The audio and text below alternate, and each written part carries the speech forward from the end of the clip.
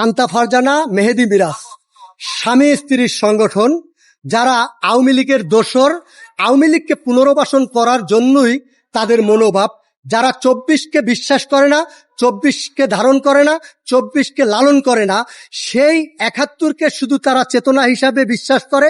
71কে যারা শুধু মানে, তারা হইল আওয়ামী লীগের দোসর এবং আওয়ামী লীগের দালাল, আওয়ামী লীগের প্রেতাত্মা। সেই শান্তা ফারজানা এবং অর্থাৎ মেহেদী, তারা গতকালকে আয়াজ, যেই আয়াজকে আমি ধন্যবাদ জানাই, আয়াজকে সেলুট দেই। কারণ হলো এই আয়াজ হয়তোবা আমার দল করে না, কিন্তু রাজনীতি এমন একটা বিষয়, যার মত তার পথ, এক একজনের এক এক মত, এক একভাবে কথা বলবে, এর মানেই হলো রাজনীতি। অর্থাৎ রাজনীতি গলা চেপে ধরা না, রাজনীতি কার অর্থাৎ হরণ করা না। অতএব সেই আয়াজ গতকালকে তার ব্যাপারে এইখানে মানববন্ধন করার জন্য, অর্থাৎ এই শান্তা ফারজানা এবং মেহেদী মিরাজ তারা কিন্তু এইখানে মানববন্ধন করেছিল, যার কারণে সেই আয়াজ এইখানে এসেছিল প্রতিবাদ করার জন্য। সেই আয়াজকে আওয়ামী লীগের দোসররা, আওয়ামী লীগ মিলে এইখানে তাকে অর্থাৎ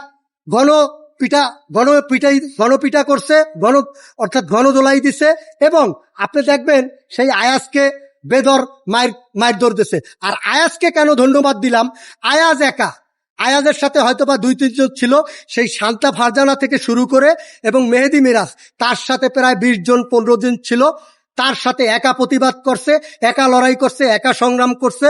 এবং সেই প্রতিবাদে, সেই লড়াইয়ে আমি মনে করি আয়াজ এইখান থেকে জিতছে।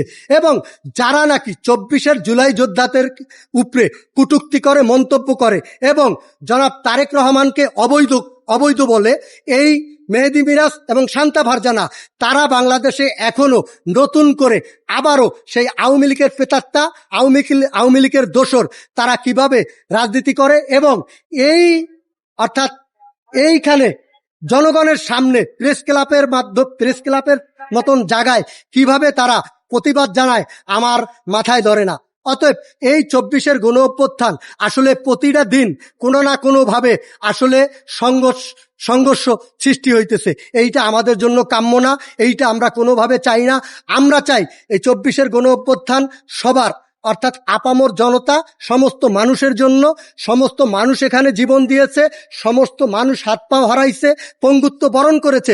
অতএব এইখানে নতুন করে আবার যারা সংঘাত সৃষ্টি করতে চায়, তারা হইল আওয়ামী লীগের প্রেতাত্মা, আওয়ামী লীগের দোসর। এবং এই শান্তা ফারজানা আপনি দেখবেন বিভিন্ন সময় বিভিন্ন হুজুর নিয়া বিভিন্নভাবে কটূক্তি করে, মন্তব্য করে।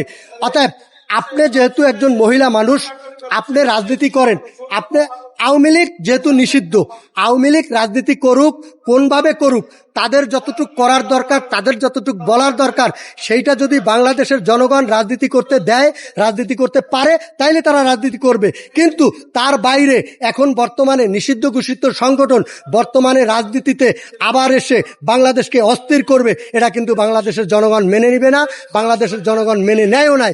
অতএব আগামী দিনে আবারও যদি কোনো সংঘাত সৃষ্টি হয়, সেটা বাংলাদেশ জনগণ দাঁত ভাঙ্গা জবাব দিবে। এবং আয়াত যেটা দিয়েছে গতকালকে, এবং যার মাধ্যমে আমরা এই শান্তা ফারজানা এবং মেহেদী মিরাজ, তাদের আমরা শাস্তি কামনা করি, যত দ্রুত তাদেরকে শাস্তি দেবে। শুধু অ্যারেস্ট করলে হবে না, তাদের নামে আগেরও মামলা আছে, অতএব তাদেরকে অ্যারেস্ট করতে হবে এবং তাদেরকে শাস্তি দিতে হবে। আগামী দিন তাদের কারণে আবারও নতুন করে কোনো প্রেতাত্মা, নতুন করে আওয়ামী লীগ, নব্য কোনো রাজাকার আবারও রাজপথে এসে যাতে কোনো অস্থিরতা না করতে পারে, এটাই আমরা আমাদের জন্য কাম্য।